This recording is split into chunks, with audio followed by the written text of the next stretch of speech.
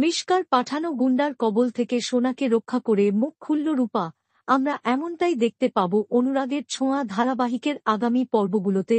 রূপা স্কুলে যাওয়ার আগেই মিশকা তাকে ফোন করে ভয় দেখানোর চেষ্টা করে, কিন্তু রূপা কিছুতেই ভয় পায় না। রূপা রুদ্রমূর্তি ধারণ করে, আর মিশকা রূপার এই রুদ্রমূর্তিতে কিছুটা চুপসে গিয়ে পাল্টা চাল দেয়। মিশকা রূপাকে বলে যে এবার তার কবল থেকে পারলে সোনাকে রক্ষা করুক। রূপা বুঝতে পারে এই মিশকা আন্টি যেকোনো কিছু করতে পারে, এর মতো খারাপ আর কেউ হয় না। তাই রূপা সোনাকে ফোন করে সবকিছু জানাতে চায়, কিন্তু সোনা কিছুতেই রূপার কথা শোনে না, বরং ফোন কেটে দিয়ে ফোনটি বন্ধ করে দেয় এবং স্কুলের মধ্যে ঢুকে যায়। ঠিক তখনই মিশকার সেট করা গুন্ডা স্কুলে হাজির হয়। শুধু সোনা নয়, জয়ের ছেলে দীপও সেখানে উপস্থিত ছিল। আচমকা গুন্ডা সোনার সামনে গিয়ে দাঁড়ায়। সোনা বুঝতে পারে না এই লোকটি এখানে কি করছে এবং কি চায়। ধীরে ধীরে ওই গুন্ডা সোনার দিকে এগিয়ে যেতে থাকে। ঠিক তখনই রুদ্রমূর্তিতে হাজির হয় রূপা। রূপা তার লাঠি দিয়ে গুন্ডাকে আচ্ছা মতো ধোলাই করে।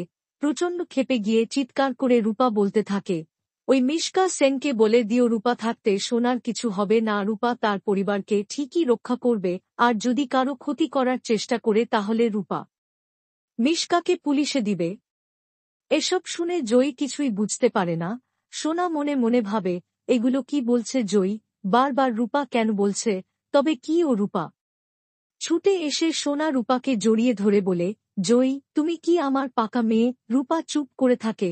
রূপা প্রচণ্ড ক্ষেপে যায় সোনার ওপরেও, কারণ মা বাবার বিচ্ছেদ করাতে চায় সোনা।